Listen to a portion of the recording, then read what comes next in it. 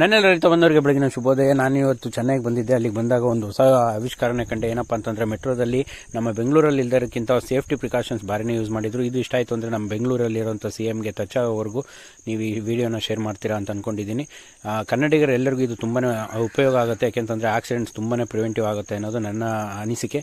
ಹಾಗೆಯೇ ಅದರಿಂದ ಮೆಟ್ರೋ ಹತ್ತಿ ಸೀದಾ ನಾನು ಹೋಗಿದ್ದು ಮರೀನಾ ಬೀಚ್ಗೆ ಹೋಗ್ತಿದ್ದಾಗೇ ಒಂದು ಜೋಳನ ತಗೊಂಡು ಕಂಪ್ಲೀಟಾಗಿ ಅದನ್ನು ಸುಡಕ್ಕೆ ಹೇಳಿ ತಿನ್ಕೊಂಡು ಹಾಗೆಯೇ ಆ ತಣ್ಣನೆ ಗಾಳಿಲಿ ಸಂಜೆನ ಟೈಮ್ ಪಾಸ್ ಮಾಡ್ತಾನೆ ಇದ್ದೆ. ಯಾಕೆಂತಂದರೆ ಕಂಪ್ನಿ ವಿಷಯದಲ್ಲಿ ಟ್ರಿಪ್ ಬಂದ ಕಾರಣ ಜೊತೆಗೆ ಯಾರೋ ಪಾರ್ಟ್ನರ್ಸ್ ಇರಲಿಲ್ಲ, ಒಬ್ಬನೇ ಇದ್ದ ಕಾರಣ ಬೇರೆ ವಿಧಿ ಇಲ್ಲದೆ ಇರೋಂಥ ಎಲ್ಲ ಜೋಡಿಗಳನ್ನ ನೋಡಿಕೊಂಡು ಒಳ್ಳೆ ಗಾಳಿಯನ್ನು ಸೌಕೊಂಡು ಹಾಗೆಯೇ ಟೈಮ್ ಸ್ಪೆಂಡ್ ಮಾಡ್ತಾ ಇರುವಾಗಲೇ ನನಗೆ ತುಂಬಾ ಜೀವನದಲ್ಲಿ ಕೆಲವೊಂದನ್ನೆಲ್ಲ ಸಾಧಿಸಬೇಕು ಅಂತಂದರೆ ಇಂಥ ವಿಷಯಗಳನ್ನೆಲ್ಲ ಮಾಡಬೇಕು ಅಂತ ಅನಿಸುತ್ತೆ. ಯಾಕೆಂತಂದರೆ ನಮ್ಮ ಗುರು ಹಿರಿಯರು ಹೇಳಿದ್ದಾರೆ, ಲೋಕ ಸುತ್ತಿ ನೋಡು ಕೋಶ ಓದಿ ನೋಡು ಅಂತ.